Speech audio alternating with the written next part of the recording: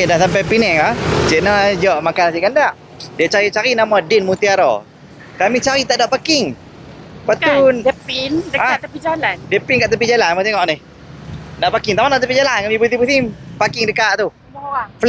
Flat rumah orang kot. Rumah dia rumah So aku tak tahu parking sebenarnya tahu mana? Orang Penang kan. Orang Penang tolong komen. Sebenarnya nak parking Din Mutiara belah mana? Seberang jalan ke? Tepi dia ke? Jom kita tengok. Ni nampak dah Din Mutiara.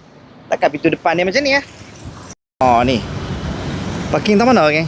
Ni Din Mutiara sebelah pagi sebelah malam. Ni pintu depan ke pintu belakang? Nampak macam pintu belakang je noh. Orang Penang bantu sah. Akulah kat Penang ni aku tak tahu jalan. Aduh. Tu dia jumpa dah nasi kandak Din Mutiara yang Cik Nah kata sampel. Tapi parking kat mana?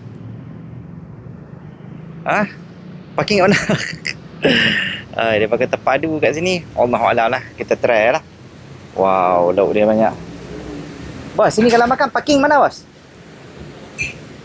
Oh, parking sana. Cross the road. Oh, I parking dalam tu. Cari waste tadi. Boleh sini. Nasi. Wow. Dia ada nasi putih tak? Wow, sur. Nasi putih dah. Nasi putih satu separuh. Pasal nasi putih. Oh, banyak lauk dia. Makan nasi kek. Padu lah. Buat tak lapar lagi. Padu. Pas ambil ayam. Bendi. Apa? Ini sotong apa? Sotong. Potong apa? Boleh ya? Lagi itu kuah campur bos. Kuah campur.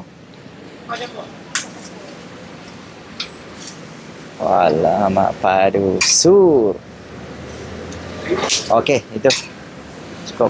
Makan sana bos. Sebelah sana makan. Tepi sikit. Mantap lah. First time. Alright bos, thank you. Boleh ambil? Oh.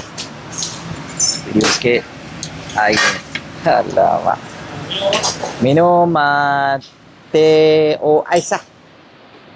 Teh ais lah. Dia punya ni. Din Mutiara, kena sekali mimpi selalu. Cik Nah, kena sekali mimpi selalu tu. Nampak tu? Kena main jauh pula nanti. Okay guys, tempat makan dia sebelah ni. Oh, memang yang tu je pintu depan dia. Cuma parking datang lain. Aku dah ingat tak mana parking dia. Rupanya kena parking sebelah jalan. Kalau hampa mai kat nak cari Din Mutiara ni, hampa kena parking sebelah sana. Sebelah sana. And then kena cross masuk sini sebab dia memang pintu dia memang sebelah sini. Okay. Alright, akhirnya Cik Nah berjumpa juga kita dengan Din Mutiara. First time mai. Nak ambil mendi saya sikit apa? Cabai, ambil cabai.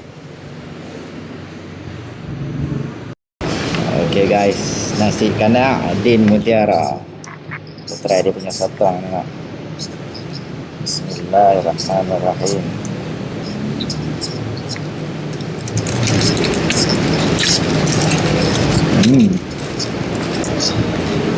Okay.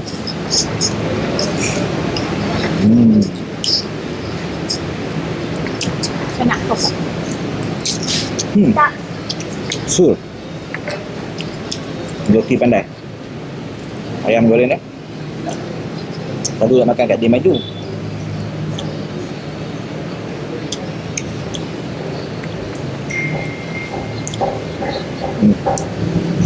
Rasa elok kan?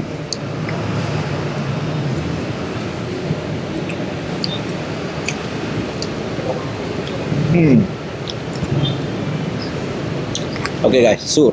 Boleh try. Nasi kandak Din Mutiara. Bayan baru Pulau Pinang.